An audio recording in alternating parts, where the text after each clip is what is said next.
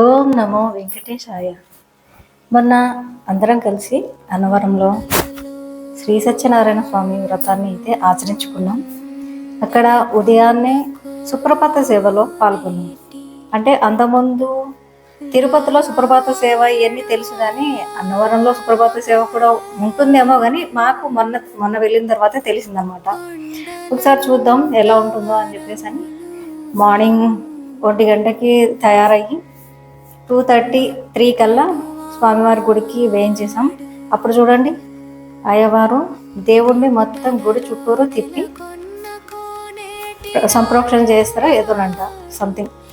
అక్కడి నుంచి అదంతా అయిపోయిన తర్వాత దగ్గరలో ఉన్న తిరుపతమ్మ తల్లి అంటే లోవా దగ్గరికి వెళ్ళి నిజంగా చాలా ప్లెజెంట్గా ఉన్న వాతావరణం అనేది, చుట్టూరు పచ్చని కొండలు. ఆ రోజు సండే అవడం వల్ల చాలా మంది, అంటే చాలా రద్దీగా ఉంది. ఎక్కడ చూసిన బండ్లు, ఎక్కడ చూసిన జనాలు. అది నిజంగా చూడాల్సిన ప్రదేశం. ఎంతమంది చూసారు ఈ ప్రదేశాన్ని ఒకసారి కామెంట్ చేయండి. చూసారా? ఎక్కడికి వెళ్ళినా కానీ ఫుల్ జనాలు. మేము వెళ్ళినప్పుడు సండే అన్నమాట, అందుకనే జనాలు చాలా మంది ఉన్నారు. మెట్లు ఎక్కి ముందుగా వెళ్ళగానే అమ్మవారి ప్రతిమ ఏమన్నా ఉందండి, అంత పెద్ద ప్రతిమ. దేవత నిజంగానే వచ్చి ఆడ కూర్చుందా అనేంత రీతిలో ఉంది. ఈ గుడికి యాక్చువల్గా నేను 10 ఇయర్స్ క్రితం వచ్చానమాట. అప్పటికి ఇప్పటికి చాలా తేడా అండి. అప్పుడు ఉన్న గుడే కాదు ఇది, రీకన్స్ట్రక్షన్ చేస్తున్నారంట. చుట్టూరు పచ్చని కొండలు, మధ్యలో అమ్మవారి గుడి. అసలు ఎంత బాగుందండి. మీరైతే చూస్తే మాత్రం అసలు ఎన్నిసార్లు వచ్చినా అన్నవరానికి ఇక్కడ మాత్రం వెళ్ళాలని అనిపిస్తుంటారు. కోళ్ళు మేకలు కొండపైకి అనుమతించబడవు అని ఉంది, కానీ ఖచ్చితంగా పైకి తీసుకొని వెళ్తున్నారు. ఇక్కడ చూసారా, ఈ గుడి యొక్క ప్రత్యేకత ఒకటి చెప్పాలని నేను అనుకుంటున్నా. ఇది కొత్తగా ఎవరు బండి కొన్నా, అది కారే కావచ్చు, 2 వీలర్సే కావచ్చు, ఏదైనా కావచ్చు, ఒక్కసారి ఈ కొండ మీద అమ్మవారి దగ్గర తీసుకొచ్చి ఆ నెంబర్ ప్లేట్ మీద నెంబర్లు ఉంటాయి కదండి, అవన్నీ ఇలాగ గోడల మీద రాస్తున్నారు.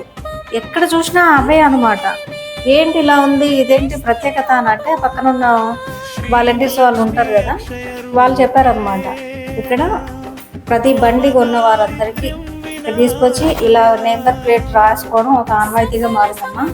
అలా ఉంటే ఎలాంటి బండి ఆపదలు ఎలాంటివి జరగకుండా ఉంటాయని ఇక్కడికి వచ్చి మొక్కుకొని మంచి జరిగితే ఈమెకి కోళ్ళు మేకలు అవన్నీ కోసి ఆమెను సంతృప్తి పరిచి వెళ్తారట.